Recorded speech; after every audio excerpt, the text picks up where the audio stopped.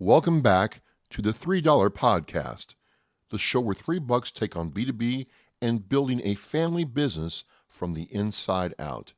If you're a founder, a marketer, or just someone curious about how to generate leads without spending a dime on ads, you're in the right place. Today, we're diving into the inbox, cold email, the lifeblood of modern outbound. And sitting across from me is someone who has turned this craft into repeatable, scalable, high-performing art. Aidan Buckley, the co-founder of LeadSpot and the mad scientist behind its outbound engine. We'll cover best practices, tools, tactics, deliverability myths, personalization at scale, AI's role in outreach, and more. If you've ever hit send on a cold email and hope for the best, this episode is for you. Let's get into it. Part 1, Foundations of a Great Cold Email.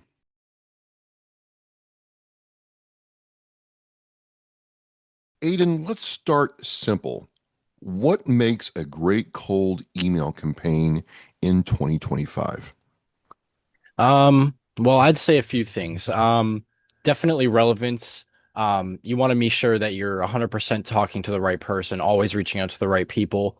Um, Definitely personalization. I know that's thrown around a lot on LinkedIn and stuff, but you don't want to send, one-off emails that are the same for every prospect because that it just doesn't work. It hasn't worked for a while. Um, I'd say obviously deliverability in your infrastructure.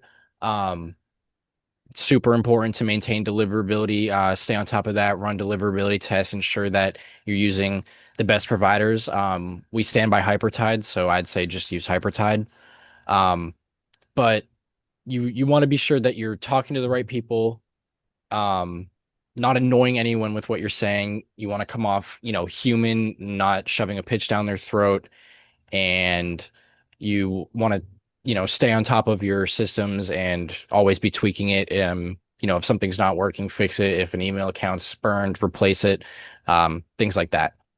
What reply rates do you aim for then? What's your definition of successful? I would say anything under 1%, you want to be making sure that, you're getting in the inbox, that you are, um, like I said before, your copy's correct, you're reaching out to the relevant people, but I'd say at least a 1% reply rate is what I like to go for. Usually two though. I like to aim for two, but if we're below one, then something's definitely wrong. Most campaigns fail. What's the number one reason that happens? Um, I would say product market fit. That's probably the number one thing that I see most people get wrong. They think that they can just load up a list of leads that they found on Apollo and write one generic message, blast out a bunch of emails, and hope to get a couple replies. And it just does not work that way. You need to keep testing and keep verifying and keep trying different things and keep targeting the different people to make sure to finally like find your market fit. And once you find it, you'll know, because you'll start seeing better results. But I'd say definitely product market fit. Part 2, process and tools.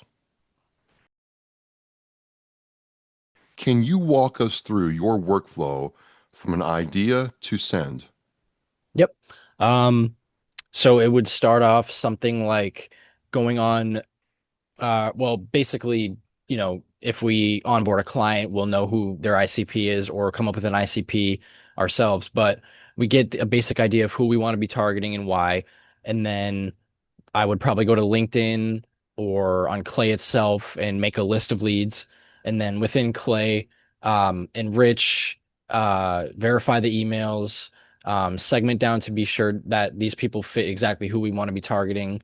And you can do that in a bunch of different ways. Like, how long they've been in the role or where the company's located or, the company's recent funding or anything around the company, like different ways just to I further, segment down and be sure that you're hyper targeted on who exactly you want to be targeting. Um, and then most of it happens in Clay. So I would then have AI write all the messaging for the campaign based off of, the structure that we come up with for the copy and the campaign based on the persona.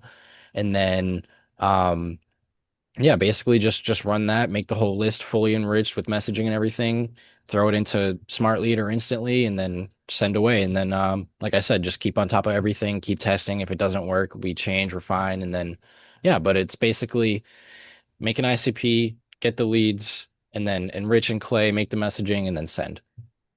What tools are essential to running lead spots campaigns? I'd say number one is Clay, obviously. Um, I don't know how anyone's doing outbound without Clay at this point. Um, Tools like Instantly and Smart Lead. Smart Lead's got a great API that lets you do a whole lot. So that was huge for us. So definitely for sending Instantly and Smart Lead. Um, we use Lead Magic for email verification. OpenAI, Gemini, Claude, all their APIs for enrichment and content creation for the messaging and the copy. Uh, that's really it. It's only a few things. It's Clay does a whole lot. Clay does a whole lot for us. So yeah, it's a whole lot of Clay and AI for us. Let's talk about vendors.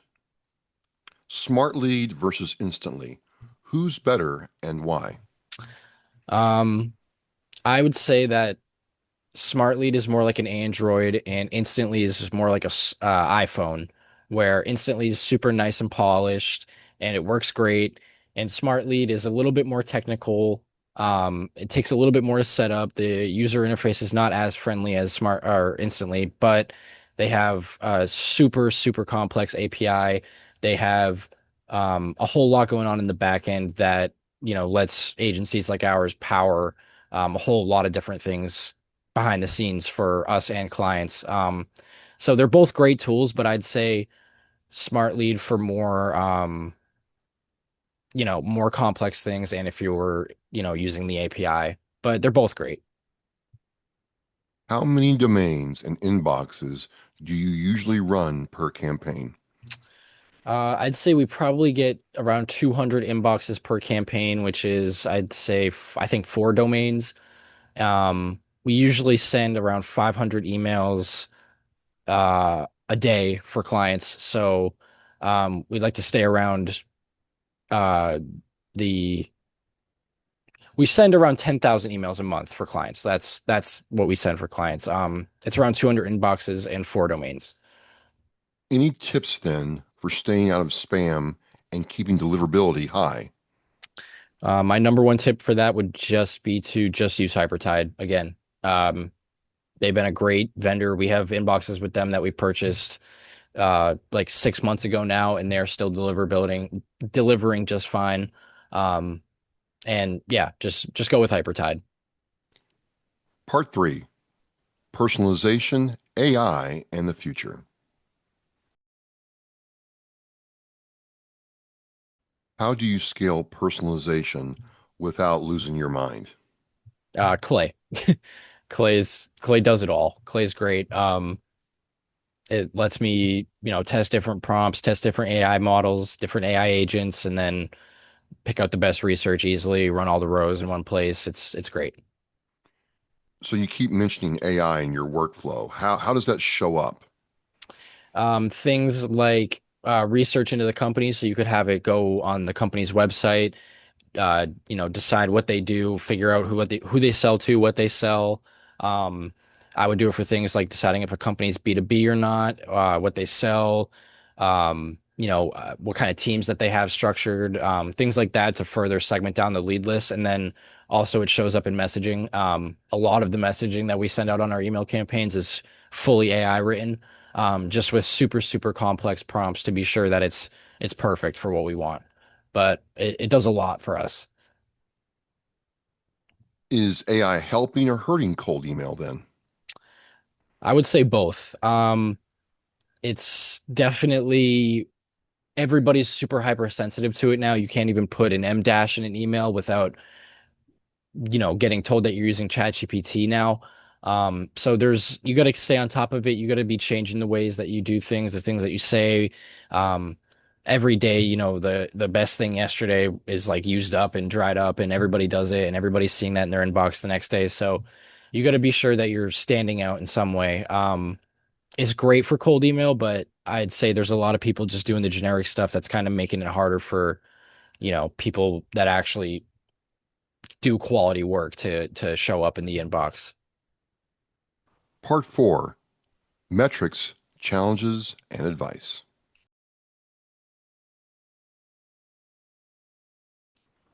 What are some of the red flags that a campaign isn't working?